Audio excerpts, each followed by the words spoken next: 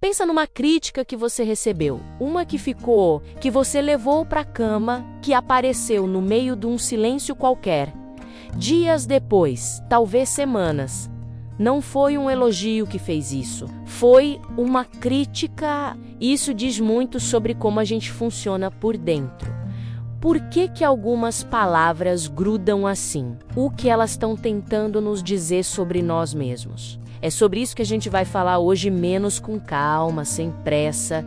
Quando uma crítica dói é porque tocou em algo real. A gente não se abala com o que não importa. Se uma palavra entrou fundo, é porque encontrou alguma coisa que já estava lá.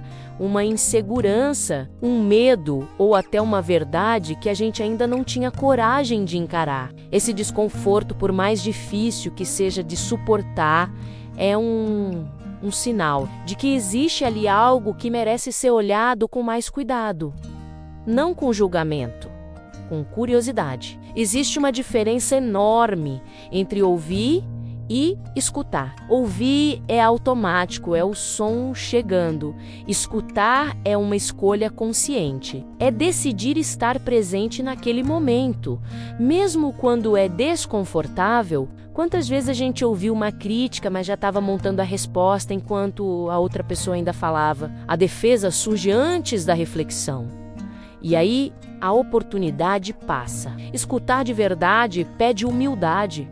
Pede silêncio interno. E isso, numa sociedade que valoriza quem reage mais rápido, é quase um ato de coragem. A crítica funciona como um espelho que ninguém pediu. E às vezes, justamente por isso, ela mostra o que a gente nunca teria visto sozinho.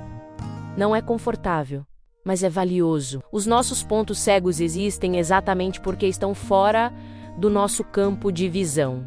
A gente não os enxerga. E muitas vezes, só outra pessoa menos de fora, com outra perspectiva menos, consegue apontar o que está bem na nossa frente. Isso não significa que toda crítica está certa, mas significa que vale a pena parar antes de descartar. Nem tudo que vem como crítica é justo. Algumas palavras carregam mais raiva do que verdade. Algumas vêm de lugares de inveja, de mágoa, de projeção, e tudo isso é real, existe, faz parte das relações humanas. Mas mesmo nessas críticas mais duras, quase sempre existe um fio. Algo pequeno que, se a gente puxar com cuidado, leva a um aprendizado genuíno. A pergunta não é, essa pessoa está certa ou errada? Mas sim, existe alguma coisa aqui que eu posso usar para crescer?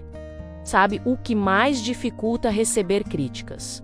O ego, não no sentido pejorativo, o ego tem sua função, nos protege, mas quando ele está muito inflado, qualquer crítica vira uma ameaça à identidade. A gente confunde meu trabalho foi criticado com eu sou um fracasso, confunde errei nisso com sou incompetente, e aí, em vez de aprender, a gente se defende, em vez de crescer, a gente trava. Separar o que você faz de quem você é, isso é uma das habilidades mais difíceis e mais libertadoras que existem. Crescer não é uma linha reta, é um processo cheio de revisões, de voltas, de momentos em que a gente para e pensa, eu poderia ter feito diferente.